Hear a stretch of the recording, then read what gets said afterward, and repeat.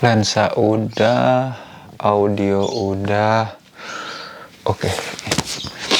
Assalamualaikum warahmatullahi wabarakatuh. Selamat datang di kelas Psikologi Lingkungan, Environmental Psychology. Seperti nama kelasnya, Environmental Psychology, lingkungan itu ternyata ngaruh ya. Kita mesti berkompromi dengan lingkungan, terutama psikologis kita. Lingkungannya saat ini sedang pandemi, harusnya pakai masker. Lingkungan syuting, ya, ada suara burung. Environmental Psychology. Yuk, kita mulai.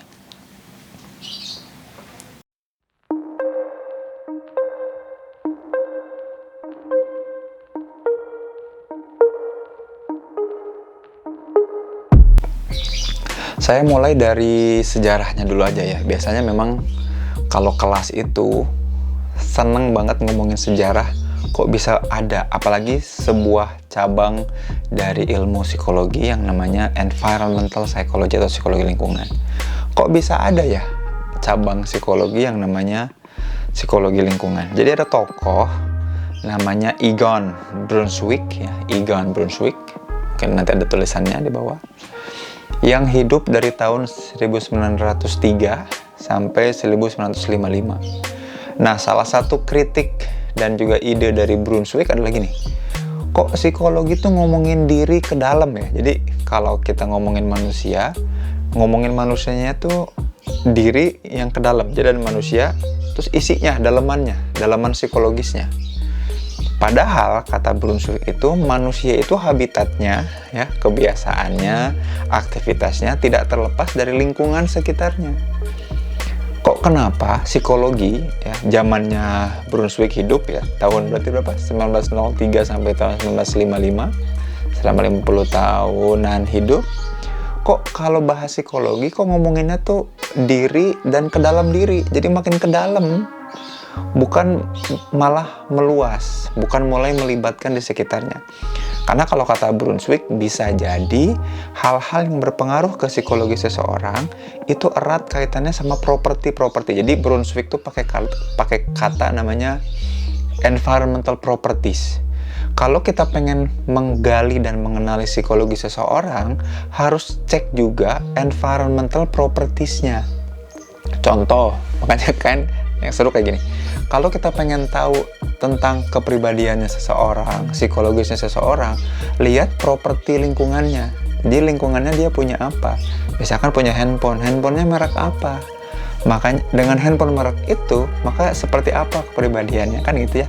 Karena orang yang punya Xiaomi akan punya perilaku yang beda dengan orang yang punya iPhone.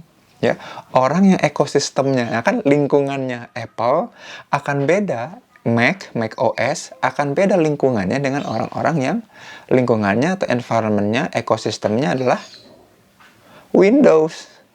Jadi Egon Brunswick ini orang pertama yang ngomongin kayaknya psikologi ini penting deh, perlu deh ngomongin soal psikologi lingkungan.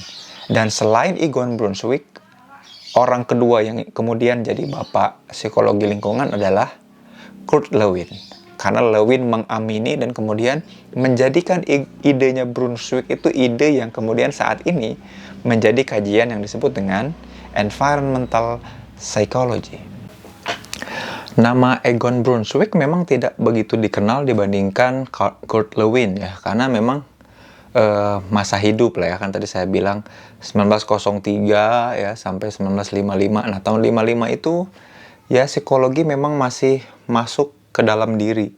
Jadi masih ngomongin introspeksi, masih ngomongin sikap itu apa, masih ngomongin soal apa itu persepsi.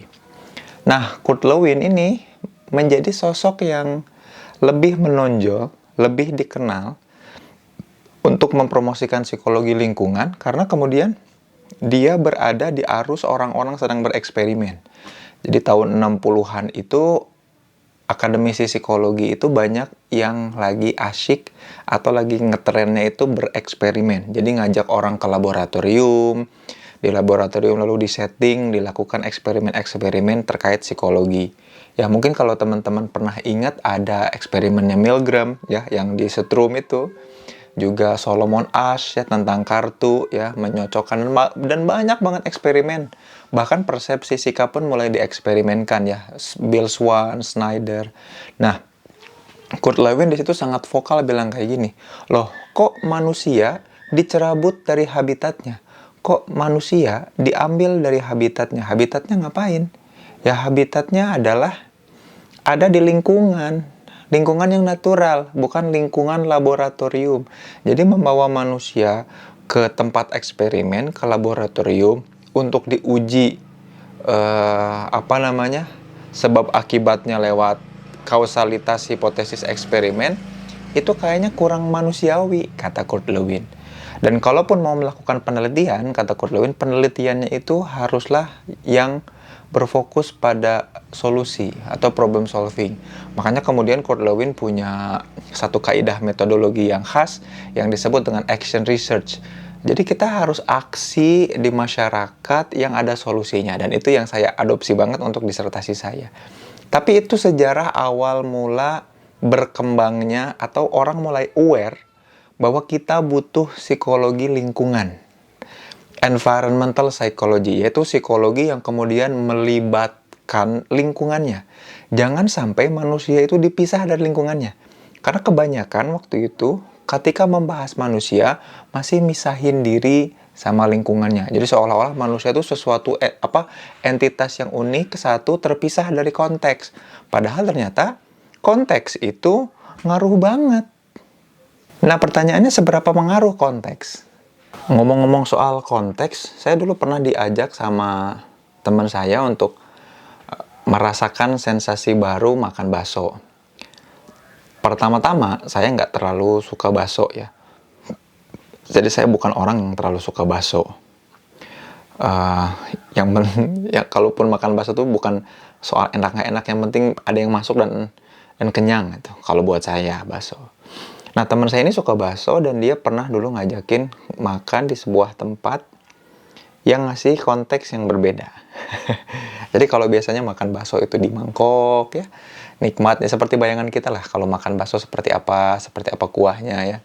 Nah, teman saya ini, sahabat saya ini ngajak ke sebuah tempat makan di mana alas baksonya itu bukan mangkok, tapi seperti dudukan toilet yang jongkok. Kira-kira kalau teman-teman toilet alasnya bersih, toilet jongkoknya bagus, bersih, tapi kira-kira teman-teman mau makan nggak? Konteks environmental itu ngaruh sama kehidupan kita.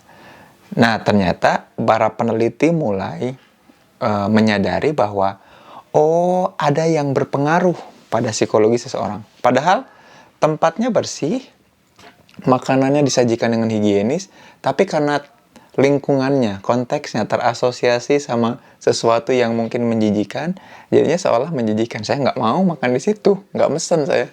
Ikut nontonin aja orang makan. Gitu. Dan konteks itu yang penting. Ternyata ada interaksi yang saling mempengaruhi antara manusia dengan lingkungan. Ya. Nah, itulah definisi dari psikologi lingkungan atau environmental psychology. Nah, jadi environmental psychology adalah sebuah kajian dalam psikologi yang berusaha untuk examine, ya, untuk mengkaji pengaruh dari lingkungan terhadap manusia, ya, human experience, perilaku manusia, dan juga bagaimana manusia merasa bahagia. Begitu juga pengaruh dari individu terhadap si lingkungan itu. Dan hal ini kemudian menjadi faktor-faktor yang saling mempengaruhi. Dan bagaimana caranya supaya kita punya perilaku yang pro-environmental. Ya. Dan ini menarik ya, nanti saya akan ceritain. Tapi intinya kemudian kita lagi mengkaji, kalau pakai kata yang lebih sederhana, sebetulnya environmental psychology itu mengkaji relasi, hubungan antara manusia dengan lingkungan. Karena manusia itu nggak terpisahkan sama lingkungan, berkaitan, masih dalam satu entitas, satu realitas. Jadi katakanlah kalau kita manusia ini berada dalam satu akuarium, maka manusia dengan semua yang ada di akuarium itu masih satu kesatuan. Dan yang kita pelajari di environmental psychology adalah relasi keduanya. Seperti apa? Seperti apa mereka saling mempengaruhi satu sama lain. Dan ini yang menarik ya. Kemudian, bagaimana sih perkembangan ilmu environmental psychology, psikologi lingkungan? Setidaknya ada 2 besar, tapi itu sepertinya nggak akan dijelaskan di video ini. Kayaknya cocoknya nanti di pertemuan minggu depan, pertemuan selanjutnya, di video selanjutnya, saya akan bahas lebih detail bagaimana proses kajian ini terjadi, bagaimana cara orang atau orang-orang yang memandang atau mempelajari environmental psychology, ya, environmental psychologist, dan seperti apa trennya, dan kenapa penting untuk mempelajari environmental psychology. Kayaknya itu dulu deh video kali ini. Yang penting teman-teman semua paham dan mulai jelas, ada gambaran bahwa oh ternyata ada yang kayak gitu ya di psikologi, ada environmental psychology. Terima kasih udah nyimak, sampai jumpa di video selanjutnya. Like if you like it, dan subscribe if you love it. Sampai jumpa di video saya selanjutnya. Assalamualaikum warahmatullahi wabarakatuh.